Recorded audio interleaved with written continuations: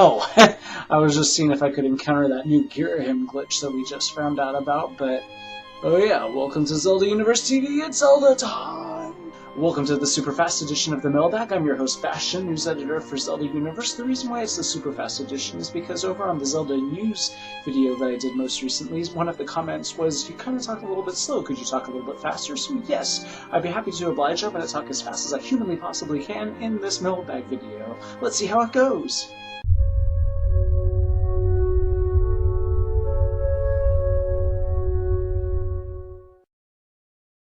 Our first question comes from Kevin Marconi, who says, in Skyward Sword, do you think the Life Tree will become the Deku Tree in the future? And what about the location of Hyrule? The Master Sword is supposed to be in the north, Castle Town and Sealed Ground is in the south, Elton Province in the east, and Skyward Sword is on north. So I didn't really understand the last part of your question, but to answer, is the Deku Tree the Life Tree? No. They're clearly completely separate trees, especially considering the location. Now this is going to involve a bit of a spoiler, so if you haven't finished Skyward Sword yet, you might want to plug your ears or press the mute button. I'll wave my arms to let you know when it's okay to listen again. Ready? Okay, let's go. So, in Hyrule Historia, it's absolutely with complete certainty that the Sealed Grounds is the Temple of Time that we see in Ocarina of Time. Now, what I think we're led to believe is that when the Skyloftians come down, they formulate a society around this place that used to be known as Sealed Ground, but they rename it the Temple of Time, and it makes sense that it's the Temple of Time, because even though there is a Temple of Time over there in the desert, that Gate of Time has been destroyed, and the new Gate of Time, the most recent place, is over here in the Sealed Ground, so that becomes the new Temple of Time. Bing, bang, boom, we're all done. But as far as the Deku Tree, no, that's all the way over elsewhere. It's never been near the Temple of Time, so I think they're just two very important trees, but separate. Okay, you can listen again. So our next question comes from Putty, and it says, do you think Nintendo will add magic spells in the future Zelda games besides fire/ice arrows, magic canes, and lanterns? I think it would be awesome if you could shoot fireballs out of the Master Sword that engulfs the surrounding enemies in flames, or do a tornado spin attack with lightning shooting everywhere. Of course, doing these would drain the magic from your magic meter.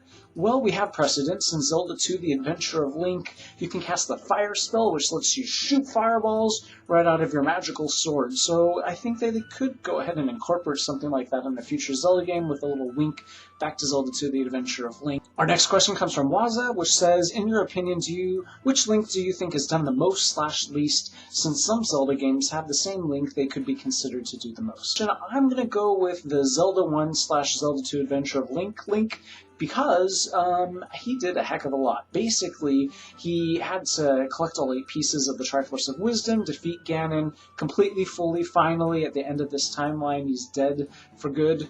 Then he gets Ganon's Triforce of Power, and rescues that Princess Zelda, let's not forget that. And then after all of this, they say, oh hey, guess what? There's another Princess Zelda that's been asleep for centuries, and the only way to wake her up is, oh yeah, by the way, there's a new Triforce that we've never mentioned before, the Triforce of Courage. It's all the way over here. Can you go get it and wake her up, please? So then he has to do all this stuff. He goes, gets the Triforce of Courage, wakes her up, and has saved 2 Princess Zeldas, all 3 Triforce pieces. He's just done a heck of a lot. Our next question comes from Dennis, who says, with Skyward Sword having very thoroughly explained puzzles with a lot of guidance/hand-holding, has your overall opinion of the puzzles in Zelda changed?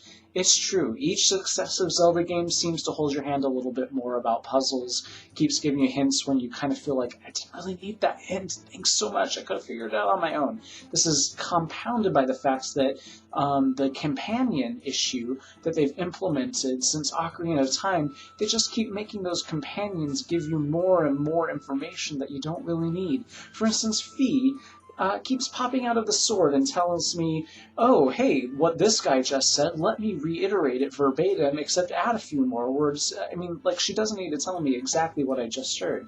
And, like, there's this beeping going on because I have very low hearts, and then she starts beeping, and she wants me to access her to tell me that I have very few hearts and I might consider drinking a potion. Well, gee, great, thanks. I already noticed that I was beeping over here. You didn't need to start beeping too. Too much beeping. What I think would be a really great idea is if they had a system where you could say, yes, I would like you to give me the regular level of hints.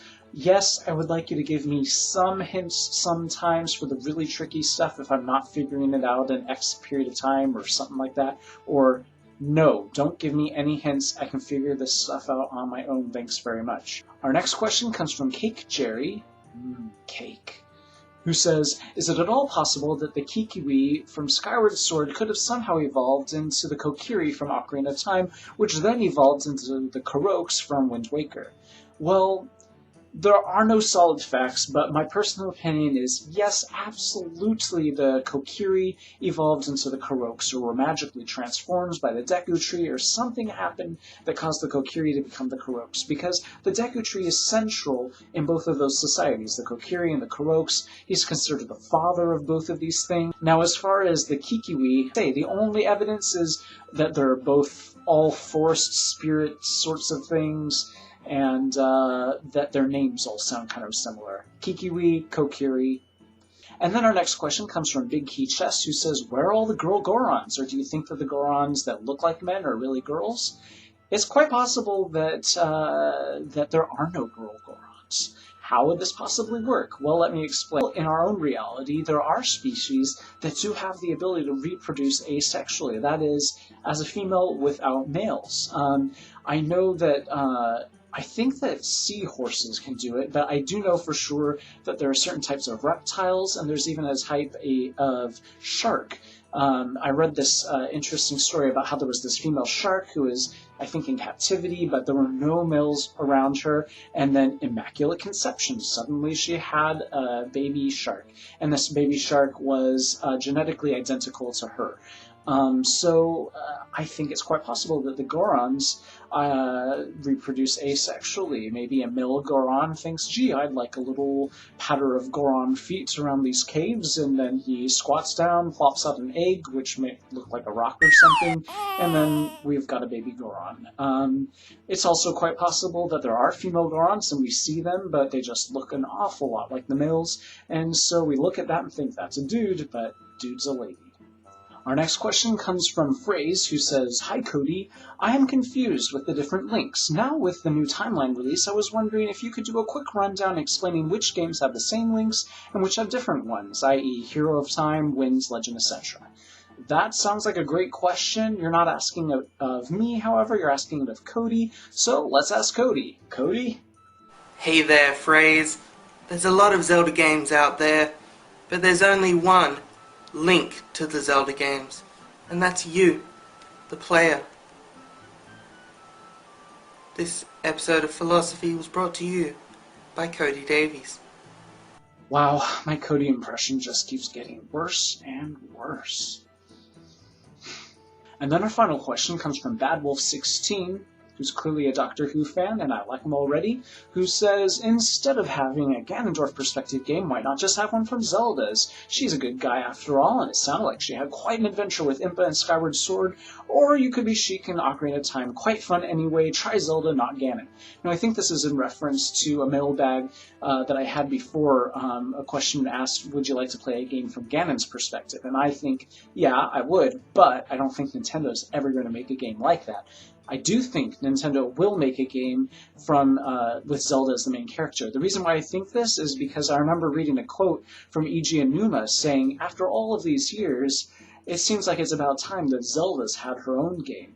And I agree, she could handle a game well on her own. They keep beefing up her role in the Zelda games, especially from Ocarina of Time on. She was majorly important as Sheik in that. Then we've got a game like Skyward Sword, where she has her own story going on at the same time as Link's, and her role in that game is just as important as Link's. Then we've got a game like Spirit Tracks, where she's your guide the whole way through, and without her, you would kind of be screwed. So I really think they're going to get to the point where they give her her own game. It will probably be like a spin-off game, but it will be awesome. And they show that she's really good with archery in all the various Zelda games, so that will probably be her primary weapon. And then maybe, she has those magical abilities from the Triforce of Wisdom, so maybe she'll be able to cast spells or something. Okay, guys, that about wraps us up for this edition of the Mailbag. Thanks to you guys so much for sending in all of those questions. I basically begged on hands and feet, is that the phrase? Hands and knees, for you guys to send in questions about 3 weeks ago, and boy did you ever. A torrential downpour of questions. However, they're kind of petering out a little bit, so let's go ahead and get a lot of those questions sent to us so we have lots of interesting ones to answer for you in the next mailbag. And in case you didn't know, I have a video series over on my Bastion ZU channel called Games Like Zelda. And of course you can pretty much guess what this is about. Each week I'll review a game that I felt was kind of like Zelda in some kind of way. And I've already got like 2 episodes so far. And so you can click here and watch the first episode. See you on Wednesday for Zelda news. Bye guys!